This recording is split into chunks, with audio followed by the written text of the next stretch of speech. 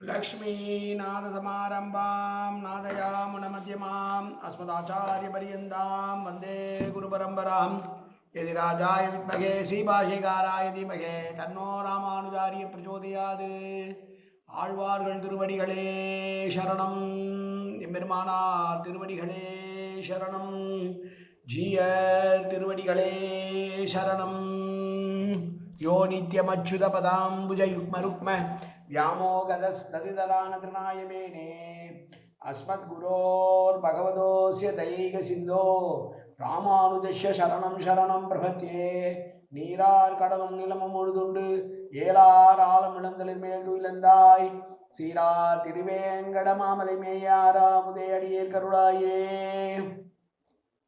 எல்லாம் அல்ல ஏழுமலையான் பெருங்கருணையால் 3/6/3/12/2025 ஆகிய இன்று முதல் 6/2/2026 வரையில் உள்ள அனத்தியாயன காலத்தினுடைய 66 நாட்களிலே சென்ற வருடத்து தொடர்ச்சியாக பிள்ளை பெருமாள் ஐயங்கார் அருளி அஷ்ட பிரபந்தத்தில் ஒரு பிரபந்தமான திருவேங்கட தந்தாதியினுடைய 37வது பாசுரத்திலிருந்து அனுபவிக்க இருக்கிறோம்.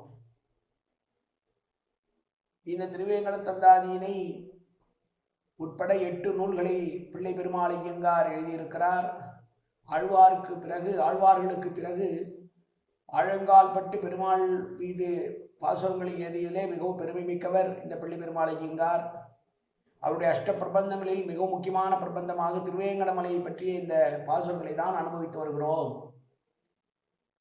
இன்றைய முதல், அதாவது 3/12/2025 இந்த அனத்தியாயன காலம் தொடங்கி, அதாவது கார்த்திகை மாதம் கிருத்திகை நட்சத்திரம் தொடங்கி தை மாதம் அஸ்த நட்சத்திரம் வரையிலான அந்த காலகட்டத்திலே 4000 திவ்ய பிரபந்தங்களை வீடுகளிலே ஓதுவதில்லை என்கிற மரபின் அடிப்படையிலே நாமும் அந்த பதிவேற்றத்தை செய்வதில்லை.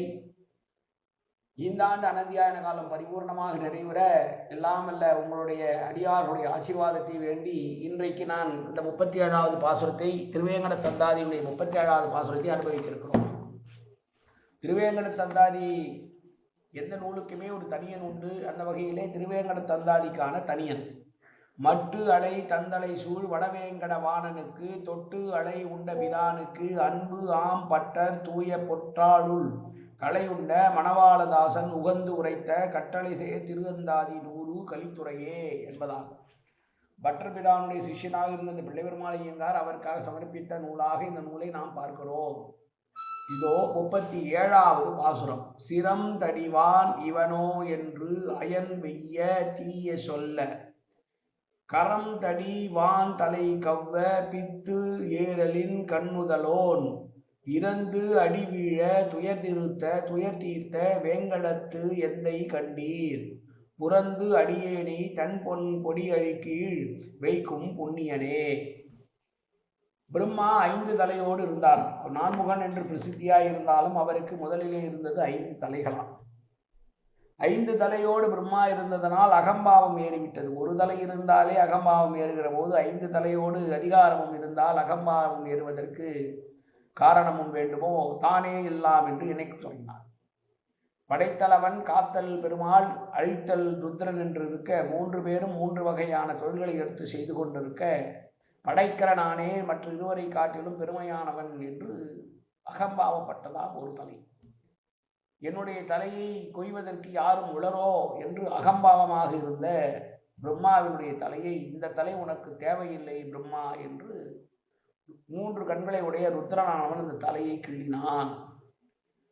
அழிக்க வேண்டும், அழிப்பதற்காக ஆண்டவனாக அவன் இருந்த போதிலும் கூட பிரம்மாவினுடைய தலையை கொய்ததனால் பிரம்மகத்தி தோஷம் அவனை பீடித்து அந்த தலையானது 3 கண் சிவனான அவனுடைய கையிலேயே ஒட்டி கொண்டு அவனுக்கு தொல்லை கொடுக்க, இந்த தலையை அருந்து விழ வேண்டும் என்றால் என்ன செய்ய வேண்டும் என்று எங்கெங்கோ சுற்றி திரிந்து பின்னர் பெருமாள் பாதத்திலே வந்து பணிந்து தன்னுடைய துயரை தீர்த்து கொண்டான். அப்படி துயரை தீர்த்த சிவனின் துயரை தீர்த்த பெருமாள் தான் இங்கே திருவேங்கடமலையிலே இருக்கிறான் என்று சொல்லுகிற வரிகளை உடைய பாசுரம். எனது தலையை கொய்பவன் இவனோ என்று பிரம்மான் கொடிய சொற்களை கூறி இகழ, சிவபெருமான் கைத்தசையை உடைய பெரிய பிரம்மனது தலையை கொய்திட அது பற்றி பைத்தியம் கொண்டதனால் நெருப்பு கண்ணை நெற்றியில் உடையவனான சிவன் பிச்சை ஏற்று திருவடிகளில் விழுந்து வணங்க அவனது துன்பத்தை போக்கி அருளிய திருவேங்கடமலையில் எழுந்தருளி இருக்கின்ற எம்பெருமான் என்றோ அடியான் என்னை பாதுகாத்து தன்னுடைய அழுகிய திருவடியிலே வைத்தருளும் தூய அண்ணலாவான் என்று திருவேங்கடமுடையானை பற்றி பாடிய 37வது பாசுரம். மீண்டும் பாசுரத்தை அனுபவிப்போம். சிரம் தடிவான் இவனோ என்றவன் வெய்ய தீய சொல்ல கரம் தடிவான் தலை கவ்வ பித்து ஏறலின் கண்முதலோன் இறந்து அடி வீழ துயர் தீர்த்த வேங்கடத்து எந்தை கண்டீர் புறந்து அடியேனே தன் பொன் அடி கீழ் வைக்கும் புண்ணியனே. காயேன வாச்சா மனசேந்திரியர்வா உத்யாப்தனாவா பிரகதேது சுபாவாது கரோமி எத்தத் சகலம் வரஸ்மை ஸ்ரீமன் நாராயணாயேதி சமர்ப்பயாமி. உடலாலும் உள்ளத்தாலும் வாக்காலும் சகலவிதமான பாவங்களும் தோஷங்களும் நிறைந்ததாய் உலகத்துடைய இருந்த போதிலும் அடியேன் செய்கிற நல்வினையோ தீவினையோ அத்தனையும் உன்னுடைய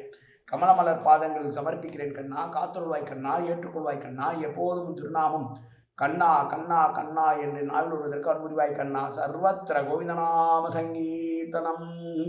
கோவிந்தா கோவிந்தா கோவிந்தா கோவிந்தா கோவிந்தா கோவிந்தா கோவிந்தா கோவிந்தா கோவிந்தா.